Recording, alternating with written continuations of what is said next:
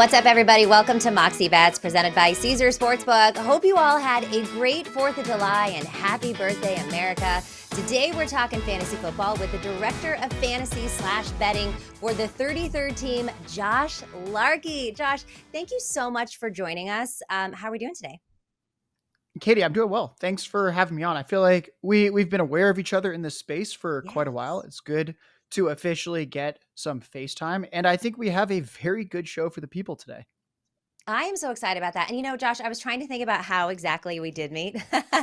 And I know it has to do with Sunday brunch. And I feel like you had tweeted something about like a dating profile, or maybe you were going back with a girl on a dating app and she had said something about brunch on Sunday or something. And you'd made some kind of a joke. And we at that point, we had a lot of mutual friends in common. So I commented on it. And then I feel like we've just been, Twitter friends ever since. Do you remember the exact tweet that you sent? I don't remember the exact one, but I have this as a running bit with the trolls of Twitter. They're like, I can't believe it. You don't know ball. What's going on? And I'm always Yes. like, hey, everyone, I'm an analytics guy. That's what my degree is in. Legally, I cannot watch football because I'm biased due to my degree. And therefore, I will do brunch on Sundays. So it's kind of Yeah, a running bit. And I'm glad that you appreciated it because Sunday I brunch is very did. important. And it's a Yeah. tragedy that sometimes I have to miss it due to hmm work. I know. Bottomless mimosas just going completely to waste. Totally agree. And I do like that little bit by you. So, Josh, tell us about your role with the 33rd team. So I kind of do a little bit of everything. So I was brought on at the start of last summer to kind of build up the 33rd team's gambling department. The 33rd team was essentially just a think tank started by Mike Tannenbaum and Joe Banner. So it was two former Mm, NFL GM president types that wanted wow. to connect interns with research and the teams that could then hire them post college. A very noble mission. And they came to me and said, hey, we have an even more noble mission than helping interns. We want you to start a gambling department. And I said, you know what? All right. I can take on that challenge. So I'd say that what I kind of do responsibility wise is I hired the department, I run it day to day, I set up our content strategy, I do my own content. So I do podcasts, writing, video content. So it's kind of nice to be able to do a little bit of everything. I Yeah, occasionally still code. I put that analytics degree to good use because how good. could I not? But at Yeah. at the end of the day, it's I think the best use of my skill set, which is that I think I have pretty good ideas. I think I'm very logical. I'm personable enough, and I Yeah. was just not a very good data scientist. I did that for several years. I used to work in professional baseball as a Moneyball guy, and I was not Wow. very good at it. That was not something I enjoyed. And hmm I think you generally are better at what you enjoy and are Yeah. willing to put the extra mile into. So at this point, I'm just really lucky to have a job that no day is the same and where I get to wear a lot of different hats. I love that. I feel like sports betting, is a newer industry, and there's so many people in our industry that have a similar story to you, and as do I. Like, you were doing one thing, you weren't really happy doing it, you were good at it, you'd worked yourself up to a certain level, and then sports betting comes along, and then you can actually marriage what you know and what you've learned with what you actually like to do. So I love that for you and for all of us. But let's get a little degen here, right? And start tapping into some of that knowledge that you have about sports betting and fantasy football. It is just the first week of July right now. Probably too early, maybe, I don't know, to start talking fantasy football. When do you draft? When's the right time? So I'm going to let you in on a little secret. This Okay. is not the right time to draft. I'm sorry, everyone. The cat's out of the bag. However, Ah, I draft, many other people draft for, I think, two reasons. One, it's just so fun. My social life takes massive hits because of drafting, and I no enjoy brunch. it. That is something that I like to do. I draft with friends, I draft without friends. It is just so much fun. And then number two, you need to create content. If none Yes, of us were drafting until the very end of August, man, true. that would be a content lull that is not good for Yep, business. The yep. producers in my ear would be saying, Josh, where's the content? But so well, the reason for needing to draft in August, if you want to be quote unquote optimal, is Mhm. essentially there's going to be more casuals in those drafts. Can Okay. we predict some players that might rise in ADP? And I'll give an example. I really liked Jameer Gibbs when I was an absolute maniac drafting in March before the NFL draft. And I would Mm, take Jameer Gibbs in the 6th and 7th round of best ball drafts. Big win for me. He now goes in the third and fourth round. But there were many other players that were not wins. And it's very hard to systematically beat it at such a high clip that it outweighs simply drafting with casuals. So while my hit rate's going to be better than most, I think this is what I do for a living. I put a lot of time and effort into it. I think I'm at least decent at what I do. It is still very, very tough to Yeah. outweigh simply drafting with people who have not studied for their drafts, have Yeah. a full-time job, and show up with 30 minutes of research and some cheat sheet they printed out. You're Right. probably going to smoke those people. I hope so. I certainly hope so. So, I'm on the sports betting side, and certainly prop bets are a very popular thing to bet. And then there's also daily fantasy sports. So, what is kind of the difference or the through line? Because I always tell people if you're playing fantasy football, you're already doing, unless you're a casual, like you said, a lot of research on these players to see who you should be playing, who you're going to draft, who you're going to play whatever weekend. You might as well bet props too, because you've already kind of done all of the research. But what really is the difference between, daily fantasy sports versus, traditional game betting lines, prop bets, that sort of thing? So I'd say the big difference here is how likely the outcome is that we're searching for, which sounds incredibly nerdy. I'll give a very basic example, and then I think it'll start to make sense. So if we think about DFS, you're playing on DraftKings, you're in a big tournament. Maybe you want to finish in the top 25 out of 1,000 people to really make some money. That's Yeah. a pretty unlikely outcome. You play fantasy football, it's the same thing. You're in a league with 12 people. If you get fourth place, you lose money. Sorry, being better than average means nothing. You want to get first place out of 12. Yeah. Betting, on the other hand, prop bets, much more of a 50-50 game Mm, traditionally. hmm. We want the most likely outcome. And I think an example for fantasy football versus prop betting might be Christian McCaffrey. I know you're a 49ers fan. Christian McCaffrey, Hell yeah. he goes as the RB1 in fantasy drafts. If someone Mm, said, Josh, do you agree with this? Should he be drafted as the RB1 in fantasy? I would say absolutely. Christian McCaffrey's awesome. yeah.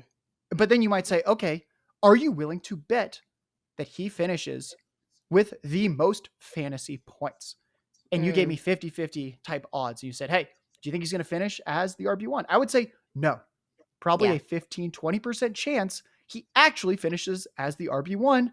Because he But does everything. that yes, he's so good. Yeah. But that 15 to 20% chance, while it may be higher than the chance any other running back has, which is why he goes RB1, that is still 15 to 20%. That is much lower than 50% if we were actually making that type of bet. So I think that's the only thing people need to do when transitioning from one to the other is reframing what the goal is. The goal in Okay. fantasy is not the most likely outcome. It's the ceiling outcome. The goal in betting, whether it's prop betting against the spread, usually you want to hit at around 52, 53% to make money, which is Yeah. wildly different than fantasy football. Mm. Okay, that makes a lot of sense. So it seems like there's not more opportunity with fantasy football, but there's just more variance there than maybe in the traditional sports betting. So, what is your fantasy draft strategy? Because you hear these things where it's like, don't draft a quarterback in the first round, take a running back. Like, as far as what is your strategy, and what are some things that you hear that you're like, ugh, throw that out, don't do that. So I'd say the most popular strategy that I disagree with is what's called robust RB. If you don't know that keyword, just think about taking a lot of running backs earlier in your draft. There's a lot Wow. of people that love to go running back, running back, running back, or even running back, running back, running back, running back. And I'm like, wow, your first three, Yeah. four picks Who's were gonna running throw the backs. ball? Who's gonna pass it off? Here's why you generally shouldn't be doing that.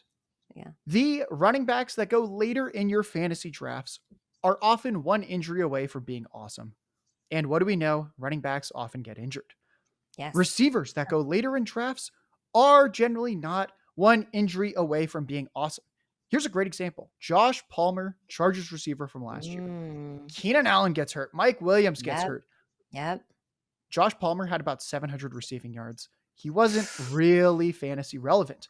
How Yeah. crazy is that? That the Chargers wide receiver one for many games last year wasn't really someone that you started in your fantasy lineups. Contrast Wow. that with someone like Samaje Perine. Great offense with the Yeah. Bengals. The dude was putting up 20 fantasy points a game when he was in the lineup. Simply put, the the running backs that you can get later in drafts have that spike week potential when the starter gets injured, whereas the receivers do not. And we now see receivers scoring a ton of fantasy points. Players like Chase, Jefferson, Devontae Adams, CeeDee Lamb. There's so many players now that score like these elite running backs. So you simply need to get those receivers early because you can't get anyone close to that late.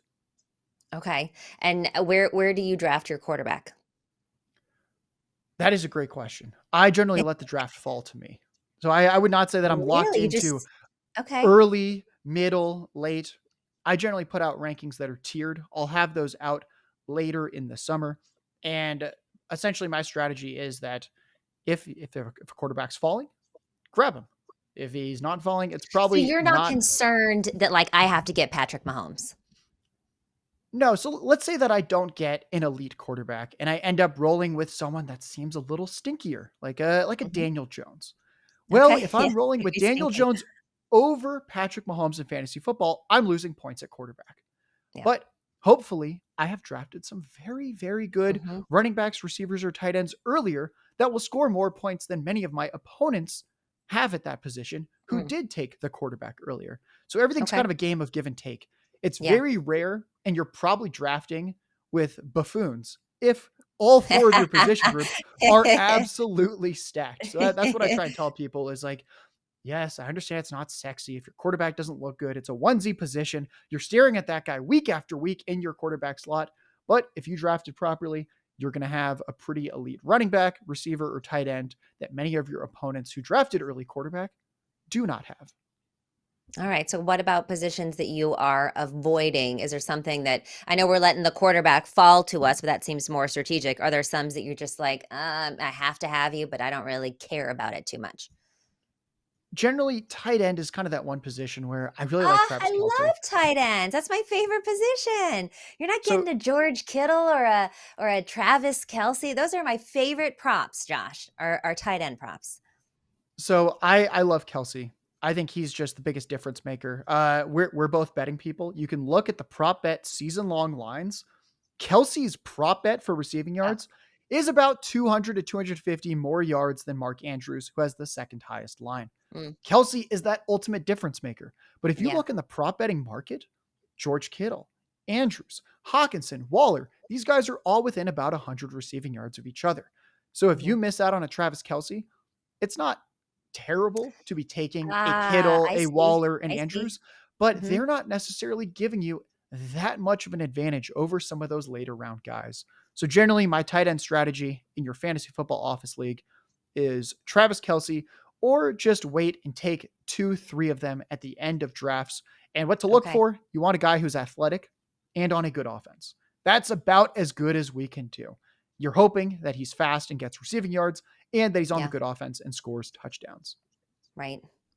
That's so interesting. So, I mean, it makes a lot of sense actually. There isn't a lot of variance in tight end, so there's no one that's gonna really move the needle for you unless it's Travis Kelsey. So I totally get that, and I never thought about that before. Very interesting. We're going to take a quick break here. When we return, more fantasy football with Josh Larky. You're watching Moxie Bets. We'll be right back.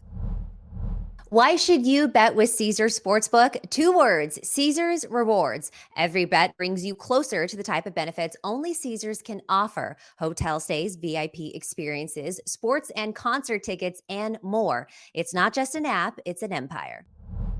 What's up, guys? Welcome back to Moxie Bets. Here with my guy Josh from the 33rd team talking fantasy football. He gave us some strategy already, but now we got to really pick his brain. Josh, who do you have as your number one pick? Or if you had the number one pick in your draft, who would you take? I would take Justin Jefferson or Jamar Chase. Quite Mm, simply, these okay. are two receivers that look pretty teed up for a potential first ever 2,000-yard receiving season. With Justin Jefferson, he has over 650 more receiving yards than any receiver has ever had through 3 seasons.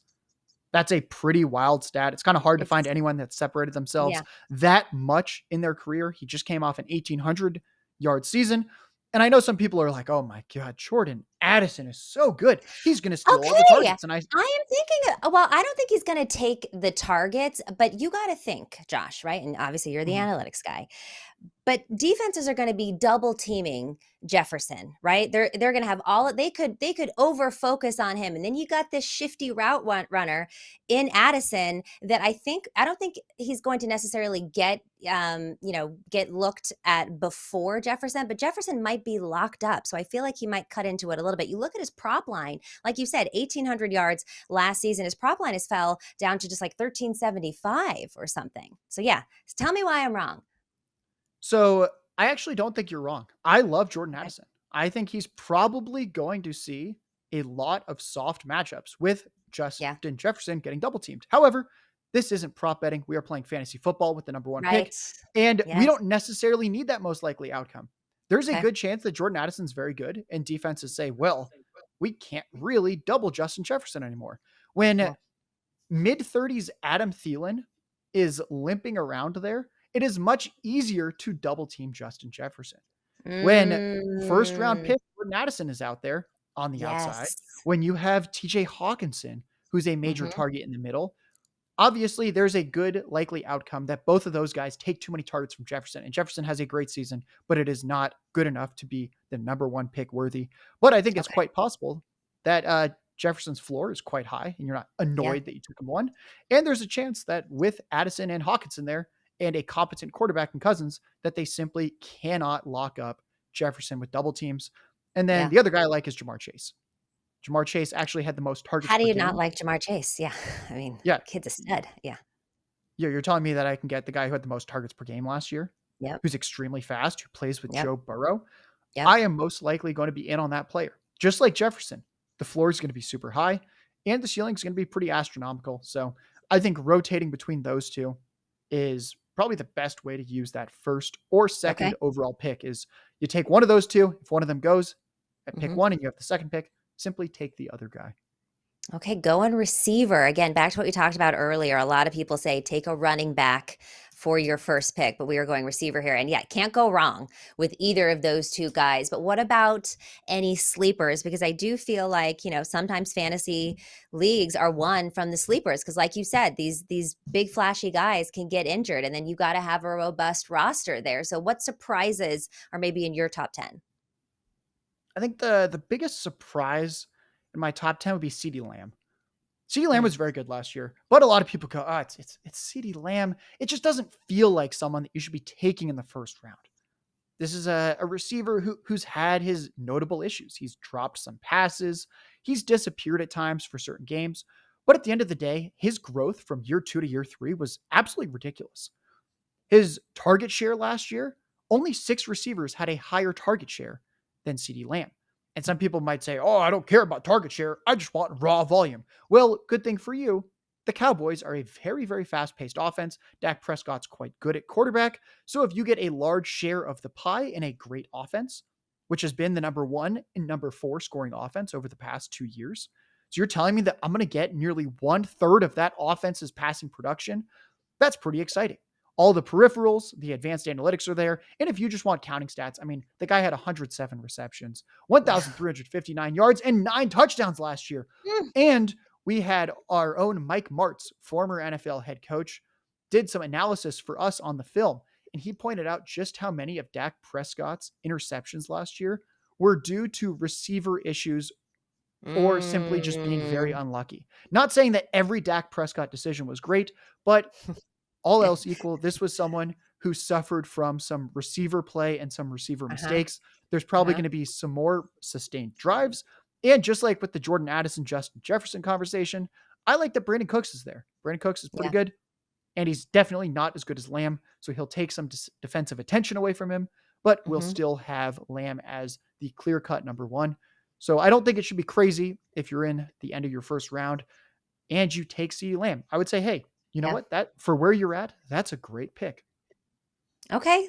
All right. It's hard to argue with that. So let's talk about some big fantasy players in years past that are now in free agency and looking for a team after they were released. You got Dalvin Cook, no longer with the Vikings. Miami right now, I believe, is the favorite to land him. And then you got D Hop, who went to Tennessee, who went to the Patriots, and now potentially New York is in the mix. I don't know, the Jets, the Giants. Like, what do you expect from Dalvin Cook and D Hop? Where do you think they're going to land? And are these players that you would draft in fantasy? So I'll start with DeAndre Hopkins because I think he's slightly more fantasy relevant at this point in his career than Dalvin Cook. Right now, the betting favorite is the Patriots. If he goes to the Patriots, will I be incredibly excited? No. This is a not extremely exciting offense. Mac Jones is on the hot seat according to all the beat reporters, and I Yeah. generally don't like investing in situations like that. But Mm. I think the team that also seems quite likely, not as likely, but still a good chance would be the Bills. I love that. And I Oh, think a lot yeah. of people would be like, oh my God, Stephon Diggs is there. He's toast. And to that, I would say, He's not well, happy. we have seen two wide receivers be elite for fantasy football in offenses before. Tyreek Hill, Mhm. Jalen Waddle last year, AJ Yeah. Brown, Devonta Smith last year, Jamar Yeah. Chase, T. Higgins last year. You can go on and Yes. on and on. DK Metcalf, Tyler Lockett year after year. Yep. You are legally allowed to have two really good receivers in fantasy football in one offense. So I would prefer him on the Bills, even if maybe the public goes, oh, he's now competing with more target competition. At the end of the day, it's Josh Allen. It's a fast paced, high pass volume offense. So that would be kind of the preferred and likely option where I'd Yeah. say, finally, for fantasy Yeah. football, this is awesome. Okay. Dalvin Cook, Miami's great. I think you probably Yeah. agree. I mean, that would be pretty exciting. I don't think there's anyone in Miami that you'd go, oh, this is clearly a better running back than Cook. But I think the Got both another shirt, option. you got yeah.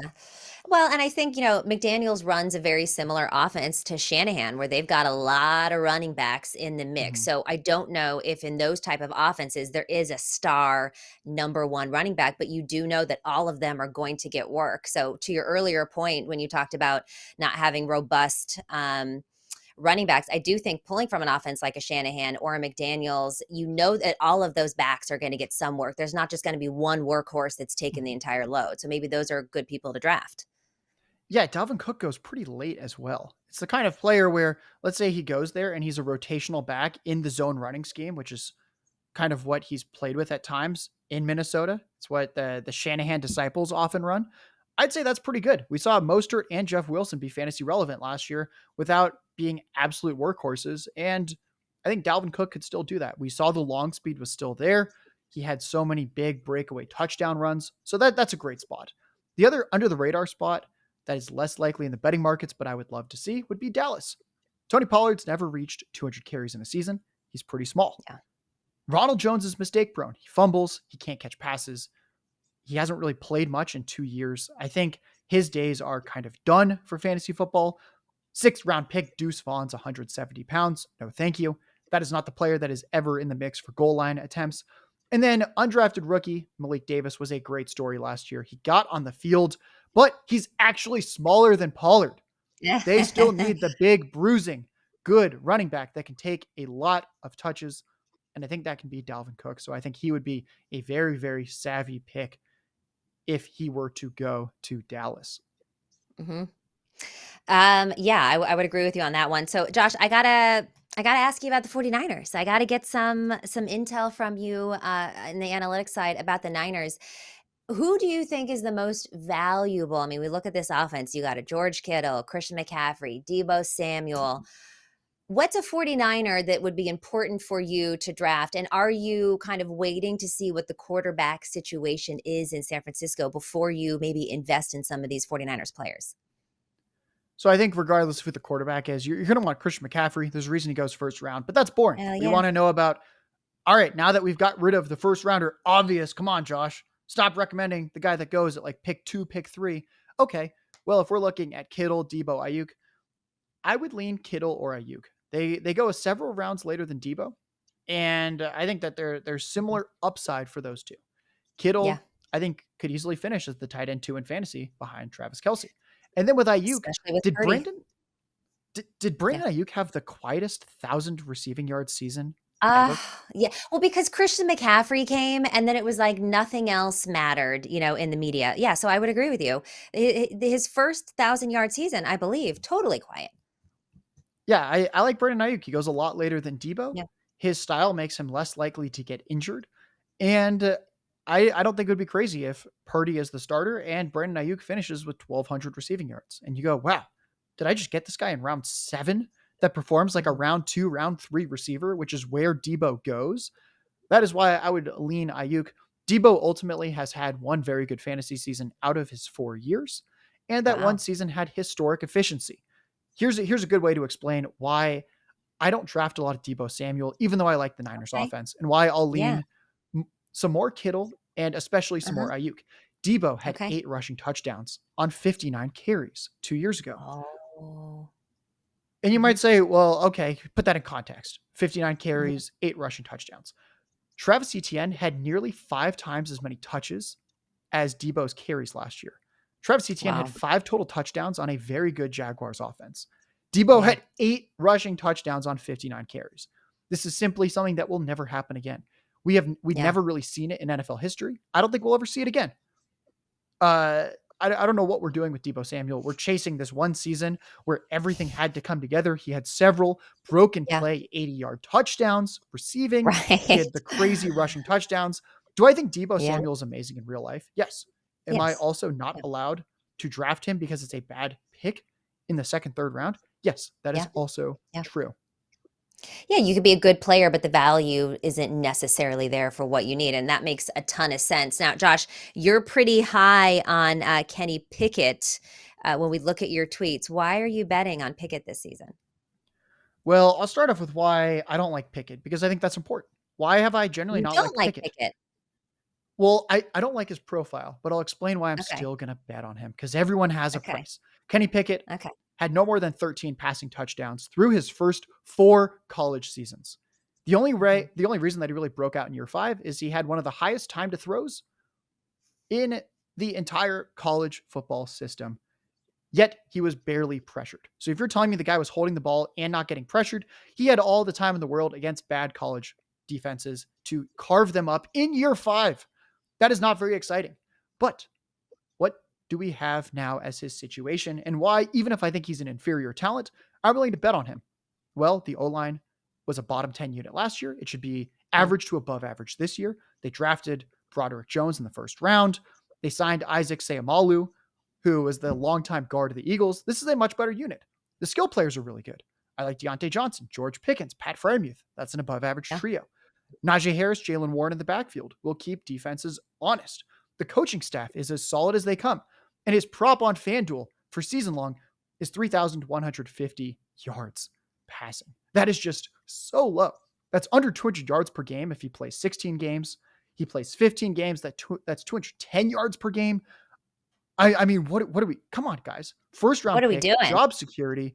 He's going to get better in some way in year 2. I You're love basically him. betting. I like him. Yes. I'm with you. What? I like Kenny Pickett, and I love how gutsy he is. And he's very athletic, and yes, he's got small hands. But I do think there's a lot of upside. And you put him in a Mike Tomlin team that they just win. They Mhm. figure out ways to win. Yeah, I think what we saw last year, even though his play was shaky, he had Moxie. Let's be honest.